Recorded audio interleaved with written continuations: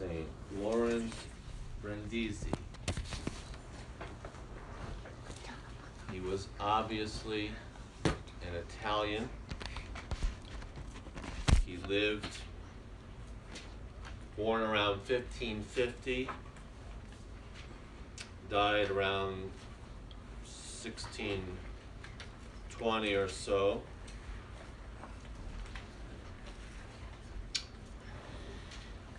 So he came from well-to-do family.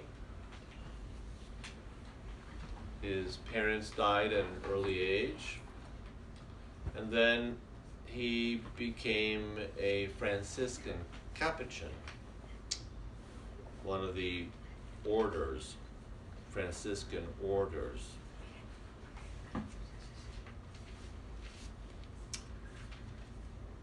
St. Lawrence had many talents, many gifts. He was especially able to know many languages: Greek, Hebrew, all of the biblical languages, some of the modern languages. He was so good in Hebrew that the Jews thought he was a Jewish convert.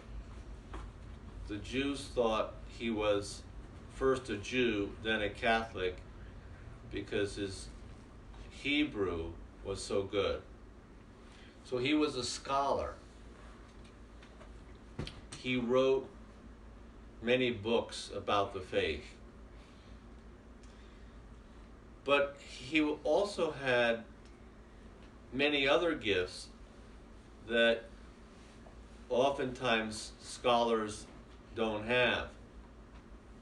Usually scholars like to stay in libraries and bury their heads in books. St. Lawrence was not like that. He was a Franciscan. He was very strong in wanting to spread the faith. So he was a very strong preacher. And one of his most famous events was as a chaplain to an army. So he was a military chaplain. And he was helpful in gathering Christian forces against the Muslim Turks that were invading Hungary, Christian area. So of course the Christians were outnumbered and so forth. But St. Lawrence gave the Christian army courage.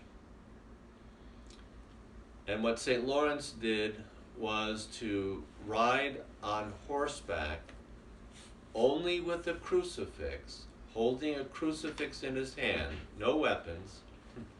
He led the army against the Muslims, and the Muslims were defeated.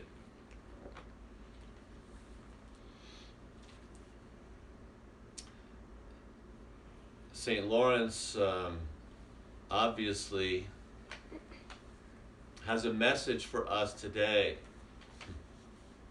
that we should also be involved in the battle against the Muslims. They are wanting to take over. Whether they do it by terrorism, in burning down churches, or simply by population. Nevertheless, we need to know a little bit about Islam in order to do battle with the enemy. First of all, they are our enemies. If they take over, life will be even more miserable than it is now. Basically, we're given a choice: either die or pay a tax to an Islamic state. So they consider us enemies and they want to kill us. Okay, I think that qualifies as an enemy. Very importantly, we cannot believe what many in the church tell us, that Islam is a religion of peace.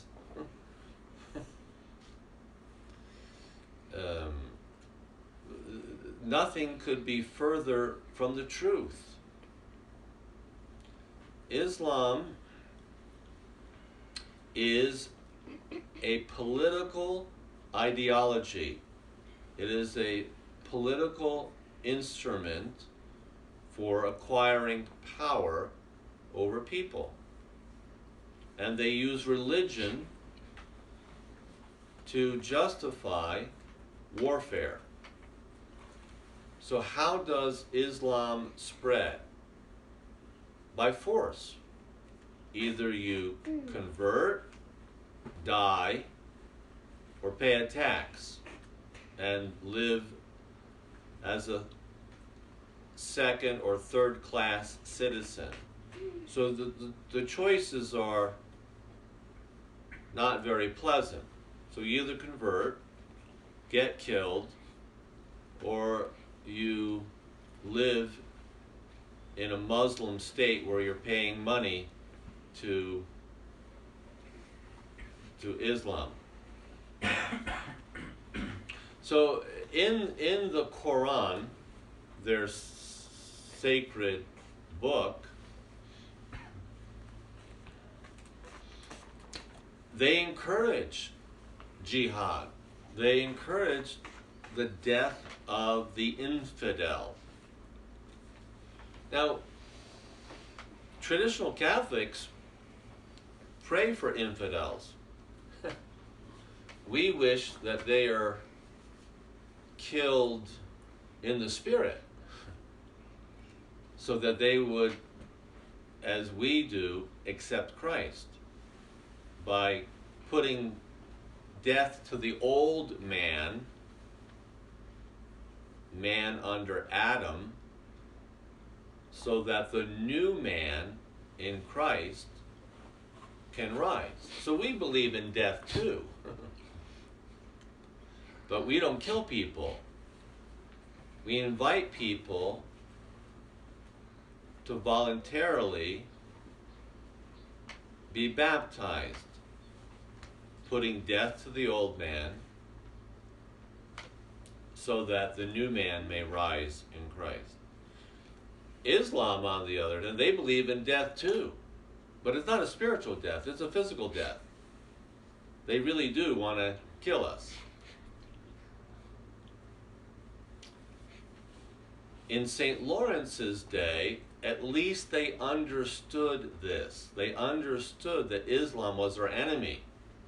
We are being told by people in the church that Islam is a religion of peace, that they're our brothers. With family members like that, who needs enemies?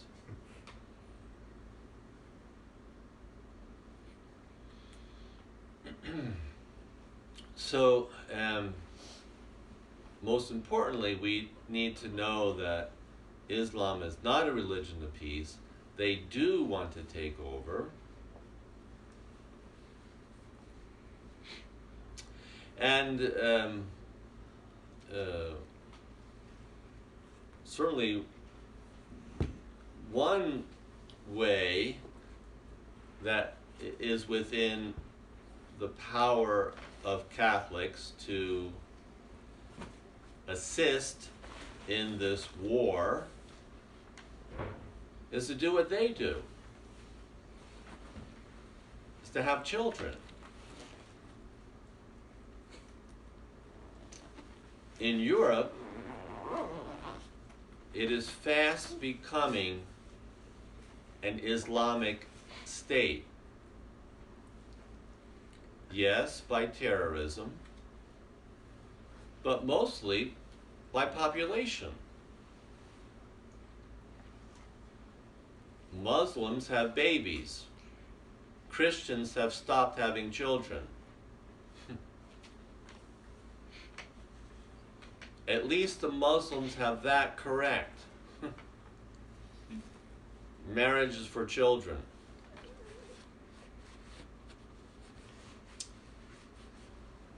In the West, in the Christian West, we are contracepting ourselves to death.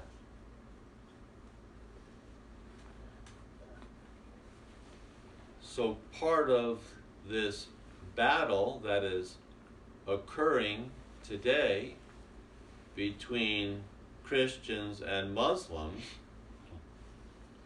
relates to the need for Christians to stop killing ourselves by contracepting, by killing life at the beginning of life, at conception,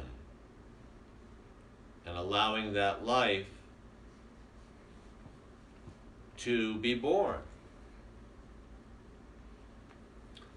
This is certainly one way in which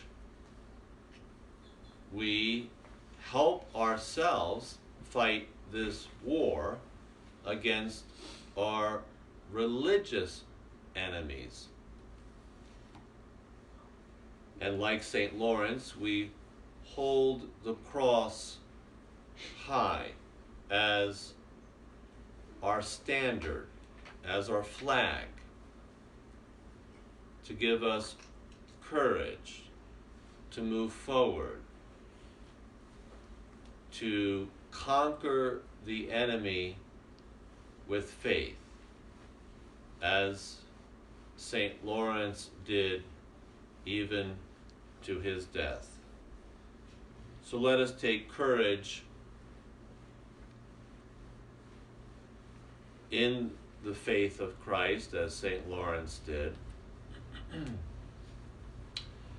in fighting all of our battles, especially against a very important battle that is occurring today, the battle against Islam. In nomine Patris et Filii et Sancti.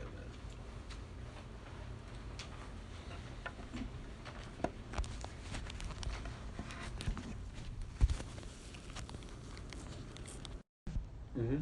Mm-hmm. Okay.